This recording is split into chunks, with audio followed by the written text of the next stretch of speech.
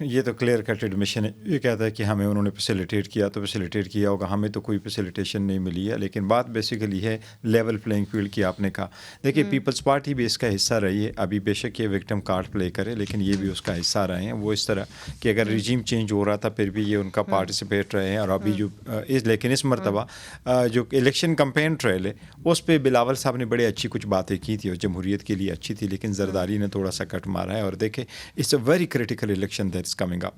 اور اگر آپ یہ کہہ رہے ہیں اس وقت کہ مجھے پورا یقین ہے, اعتماد ہے, وہ فری اینڈ فیئر الیکشن ہوں گے, دیکھیں آپ نے اسٹیپس دیکھنے, سینگ از بلیونگ. اور الیکشن کمیشن نے آج تک جس وقت اناؤنس ہو گیا کہ الیکشن 8 فروری کو ہوں گے, لیگلی وہ الیکشن کا کمپین شروع ہو گیا. اس وقت سے ایک الیکشن کمیشن نے وہ اقدامات کرنے ہیں جس میں سارے پولیٹیکل ورکر سپورٹر پارٹیسپیٹ کرے اور ان کو ایک لیول پلینگ فیلڈ ملے. ہمیں تو جلسے تو کیا ورکر کنونشن کی ریلی کی تو دور کی بات ہے, ایون اپنے پرائیویٹ گھروں میں اگر وہ پارٹی پروگرام کرتے ہیں تو اس کی اجازت نہیں ہے. ہم ہائی کورٹ گئے, ہائی کورٹ نے آرڈر کیا, ہائی کورٹ کے آرڈر کے مطابق مانسہرہ میں جلسہ ہونا, جلسہ نہیں پرائیویٹ گھر کے اندر انہوں نے پروگرام کرنا تھا, اس کے لیے پولیس آئی اور وہاں سے سوپے اٹھا کر کے لے گئے.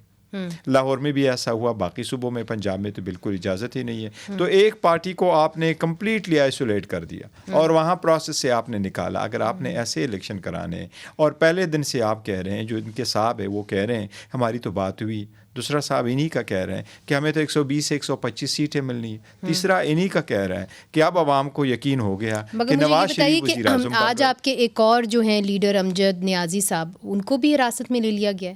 دیکھیں اگر حراست میں ان کو لے لیا گیا ہے, وہ گئے ہوئے ہیں, اب تو یہ کہہ رہے ہیں کہ اس میں سپریم کورٹ کو انٹروین کرنا چاہیے. کس طریقے سے سپریم کورٹ اس طرح انٹروین کرے کہ اگر سپریم کورٹ سو موٹو لیتی ہے اس پوائنٹ پہ کہ الیکشن 90 ڈیز میں نہیں ہوئے اور یہ آئین کے ایک مینڈیٹ ہے اور اس کی وائلیشن ہوئی, میں سو موٹو لیتا. میں کہتا ہوں لوگوں کو جب گھروں سے اٹھایا جاتا ہے تو آئین کا مینڈیٹ ہے 24 اور ان کو کورٹ میں پیش کرنا. اگر ان کو پیش نہیں ہو رہا تو یہ سپریم کورٹ کی آئینی ذمہ داری ہے کہ وہ اپنے عوام کے حقوق کے تحفظ کے امین ہونے کے ناطے اس پہ سو موٹو لے لیں کہ کون اٹھا رہا ہے, کہاں سے اٹھا رہا ہے. اور یہ صرف سپریم کورٹ ہے, کیونکہ ہائی کورٹ یہ کر نہیں سکتی ہر صوبے میں.